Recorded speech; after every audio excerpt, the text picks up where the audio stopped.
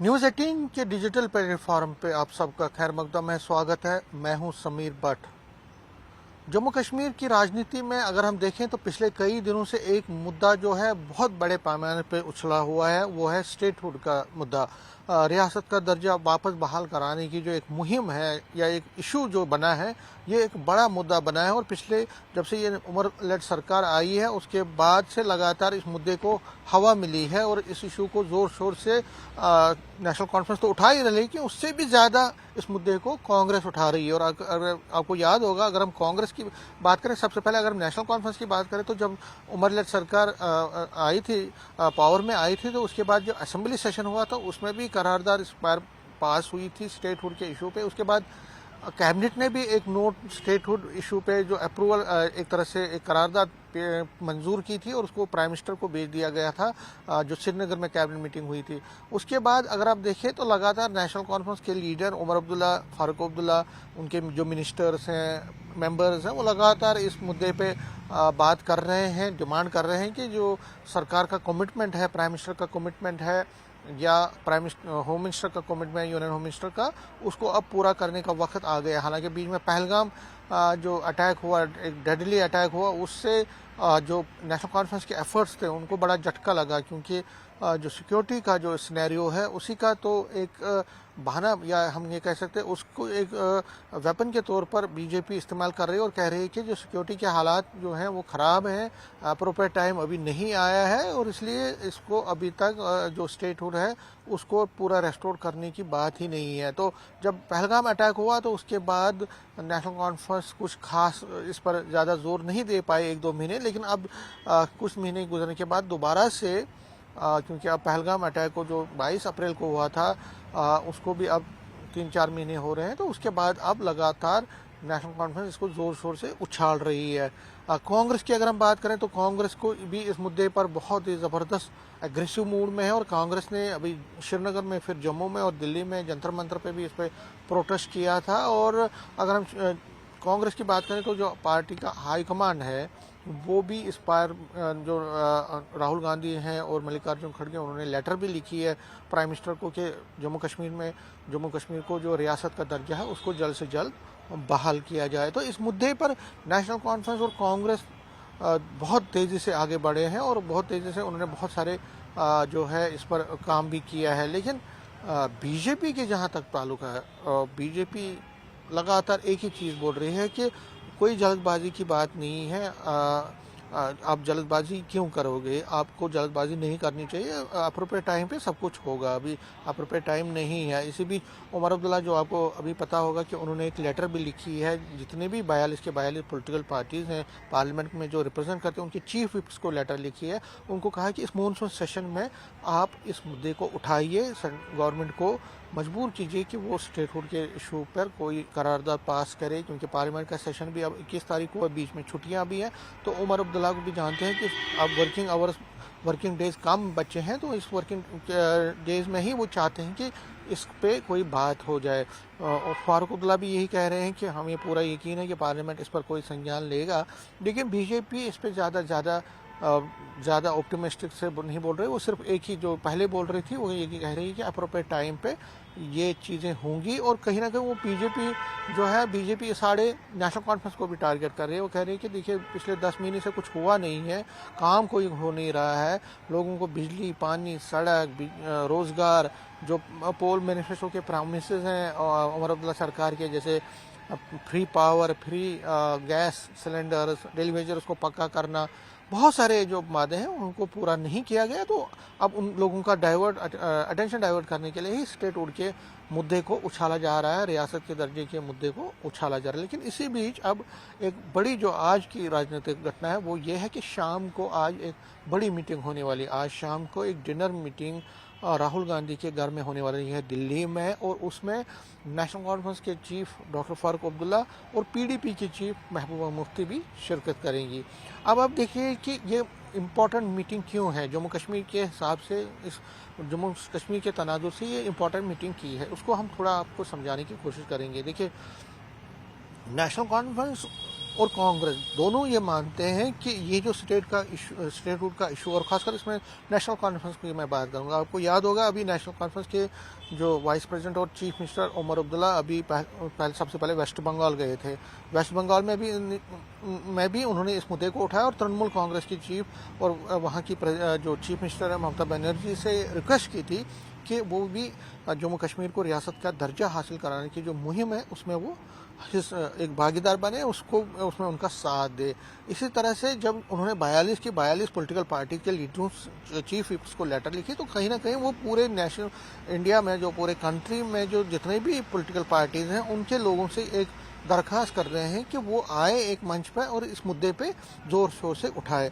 मैं पीडीपी की बात नहीं कर रहा हूँ क्योंकि पीडीपी की जो चीफ है महबूबा मुफ्ती वो तो जा रही है मीटिंग में, लेकिन वो इस मुद्दे को उठाएंगे नहीं और इस मुद्दे को स्टेटहुड के मुद्दे को वो उठा नहीं रही है। वो धारा 370 की रेस्टोरेशन यानी कि स्पेशल स्टेटस की रेस्टोरेशन की मांग कर रही है जो कि कांग्रेस को कहीं सूट नहीं कर रहा है और नेशनल कॉन्फ्रेंस भी अभी इस धारा 370 पर कोई ज्यादा बात नहीं कर रही क्योंकि उनको पता है कि अगर उस पर बात की तो स्टेटहुड का मुद्दा पीछे छूट जाएगा और उससे सेंट्रल गवर्नमेंट फिर नाराज होगी और स्टेटहुड जो है आगे मिलना फिर असंभव होगा। तो इसलिए नेशनल कॉन्फ्रेंस इस मुद्दे पे ज़्यादा खुल के नहीं बोल रहे हैं। हाँ, स्टेटहुड के मुद्दे पे उमर अब्दुल्ला ने सभी पॉलिटिकल पार्टीज को जो लेटर लिखी है उनके चीफ विप्स को, उससे ये आया है कि आज और कल भी डॉक्टर फारूक अब्दुल्ला ने एक संकेत दिया था कि आज इस मुद्दे को वो इस मीटिंग में उछालेंगे। और आज जो मीटिंग हो रही है इंडिया ब्लॉक की जितने भी इंडिया गठक के जितने भी दल हैं उन सब के साथ डिनर मीटिंग है और राहुल गांधी ने अपने घर में बुलाई है।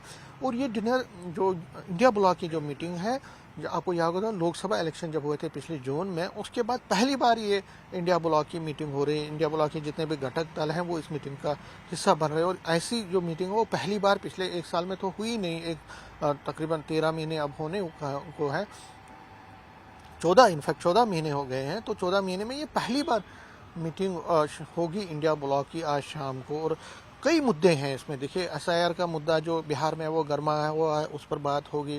ट्रंप ने जिस तरह से टैरिफ लगाए हैं वो तो मुद्दे होंगे, नेशनल और इंटरनेशनल मुद्दे तो होंगे, लेकिन जम्मू कश्मीर के मुद्दा जो खासकर मैंने स्टेटहुड का मुद्दा बोला है तो उस पर डॉक्टर फारूक अब्दुल्ला ने पूरी एश्योरेंस दी है कि वो उस मुद्दे को उठाएंगे इस मीटिंग में। और जितनी भी पॉलिटिकल पार्टीज हैं उनके जो इंडिया ब्लॉक के हैं उनसे अपील करेंगे कि वो इस मुद्दे को पार्लियामेंट में उठाए। तो कहीं ना कहीं पार्लियामेंट का सेशन चल रहा है और पार्लियामेंट के सेशन के बीच ही ये जो मीटिंग होने वाली है। और डॉक्टर फारूक अब्दुल्ला और कांग्रेस, क्योंकि कांग्रेस का आपको पता है वो तो स्टेटहुड के मुद्दे पे बहुत ज़्यादा अग्रसर है और उनकी अपनी उसमें फायदे दिख रहे हैं कि अगर स्टेटहुड वापस आता है तो उनके मिनिस्टर और बढ़ेंगे क्योंकि वो नेशनल कॉन्फ्रेंस उनको एक ही मिनिस्ट्री दे रही थी क्योंकि मिनिस्टर ही कम बन रहे हैं। 9-10 मिनिस्टरों में एक मिनिस्टर कांग्रेस का बन सकता है, लेकिन अगर स्टेटहुड वापस आता तो आप 22 मिनिस्टर बना सकते हैं। तो कांग्रेस को लग रहा है कि 2-3 मिनिस्टर उनके एडजस्ट होंगे, तो मिनिस्टर भी बन सकते हैं, MLC भी बन सकते हैं, कॉरपोरेशन के हेड भी बन सकते हैं। तो कांग्रेस को भी एक अच्छी भागीदारी मिलेगी क्योंकि वो अलायंस का पार्टनर है। तो उनको लगता है कि स्टेटहुड बहुत ज़्यादा चाहिए क्योंकि उनको पावर में आना है और पावर में रहना है। सरकार वो तो अलायंस में है लेकिन सरकार में नहीं है, वो सरकार में आना चाहते हैं। उनको लगता है कि स्टेटहुड के जरिए ही वो सरकार में आ सकते हैं।